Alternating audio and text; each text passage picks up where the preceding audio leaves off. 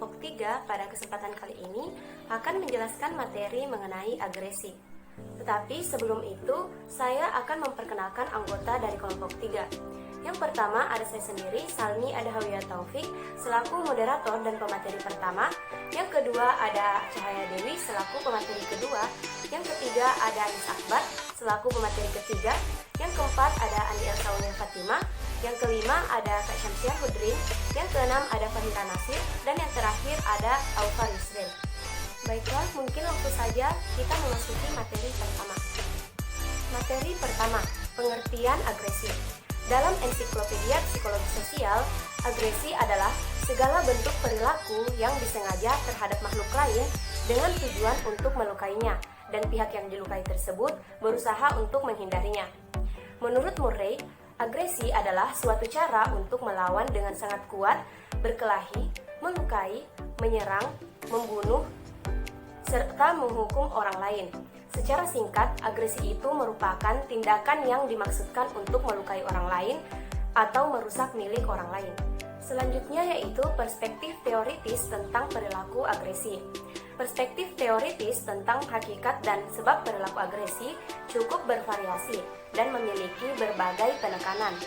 Perspektif teoritis yang memberikan penjelasan tentang perilaku agresi berdasarkan sudut pandang psikologi sosial adalah teori insting, teori frustasi agresi, teori belajar sosial, dan teori penilaian kognitif. Yang pertama yaitu teori insting. Teori paling klasik tentang perilaku agresi ini mengemukakan bahwa manusia memiliki insting bawaan secara genetis untuk berperilaku agresif. Tokoh psikoanalisis Sigmund Freud yang berasal dari negara Austria mengemukakan bahwa perilaku agresi merupakan gambaran ekspresi yang sangat kuat dari insting untuk mati atau thanatos. Dengan melakukan tindakan agresi kepada orang lain, maka secara mekanis individu tersebut telah berhasil mengeluarkan energi destruktifnya. Pengeluaran energi destruktif itu dalam rangka menstabilkan keseimbangan mental antara insting mencintai atau eros dan kematian atau thanatos yang ada dalam dirinya. Oke, baik, bismillahirrahmanirrahim. Selanjutnya adalah kita membahas mengenai teori frustasi agresi. Nah, teori hipotesis frustasi agresi berpendapat bahwa agresi merupakan hasil dari dorongan untuk mengakhiri keadaan frustasi seseorang.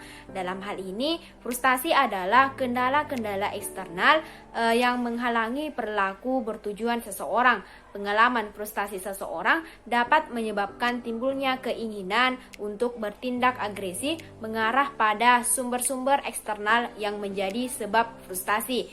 Nah, keinginan itu akhirnya dapat memicu timbulnya perilaku agresi secara nyata. Selanjutnya, teori belajar sosial. Nah, berbeda dari teori insting, teori belajar sosial menjelaskan perilaku agresi sebagai perilaku yang dipelajari. Para pakar teori belajar sosial seperti Albert Bandura menyatakan bahwa perilaku agresi merupakan hasil dari proses belajar sosial. Pada intinya, teori belajar sosial menjelaskan bahwa akar perilaku agresi tidak secara sederhana berasal dari satu atau beberapa faktor. Lebih dari itu, mereka mengemukakan bahwa perilaku agresi merupakan hasil dari interaksi banyak faktor seperti pengalaman masa lalu individu berkenaan dengan perihal agresi, jenis-jenis perilaku agresi yang mendapat gangguan dan hukuman dan variabel lingkungan dan kognitif yang dapat menjadi penghambat atau fasilitator timbulnya perilaku agresi. Nah, selanjutnya adalah teori penilaian kognitif. Nah, teori ini menjelaskan bahwa reaksi individu terhadap stimulus agresi sangat bergantung pada cara-cara stimulus itu diinterpretasi oleh individu. Sebagai contoh, frustasi dapat cenderung menyebabkan perilaku agresi apabila frustasi itu oleh individu diinterpretasi sebagai gangguan terhadap aktivitas yang ingin dicapai oleh dirinya. Nah, selanjutnya adalah adapun bentuk-bentuk dari agresi itu sendiri.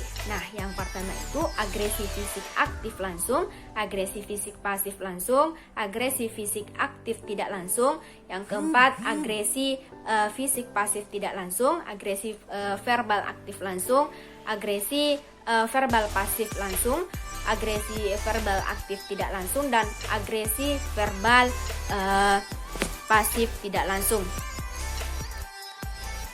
Baik, bismillahirrahmanirrahim. Assalamualaikum warahmatullahi wabarakatuh. Adapun materi berikutnya yaitu aspek-aspek agresi. Yang pertama yaitu bentuk agresi. Bentuk agresi ini ada fisik dan verbal. Pada aspek bentuk agresi mencerminkan perbedaan nyata antara ekspresi kemarahan dalam kata-kata atau verbal atau tindakan atau fisik. Perlu diperhatikan bahwa kedua bentuk agresi ini dapat digunakan oleh orang yang sama pada waktu-waktu tertentu. Misalnya, ketika kita marah pada orang yang tidak dikenal, maka kita menggunakan ekspresi verbal untuk menunjukkan kemarahan kita. Sementara jika kita marah kepada orang yang sudah kita kenal dekat, maka kita menggunakan agresi fisik.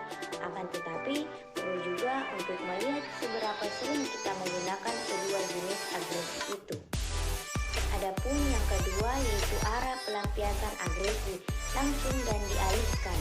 Untuk aspek arah pelampiasan agresi mewakili perbedaan yang kurang mencolok antara agresi yang diarahkan pada alasan kemarahan dan agresi yang diarahkan ke objek-objek lain.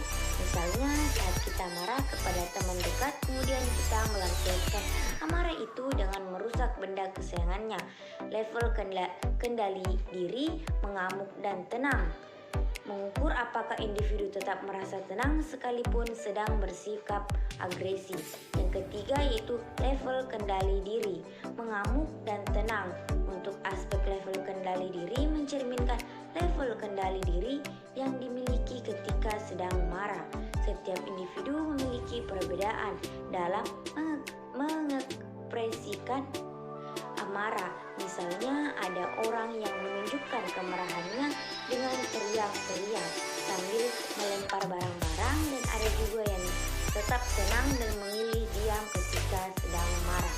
Adapun yang keempat yaitu arah agresi, intrapunitif dan ekstrapunitif.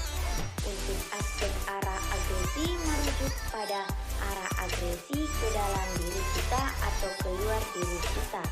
Respon-respon intrapunitif meliputi pengalihan agresi terhadap diri sendiri.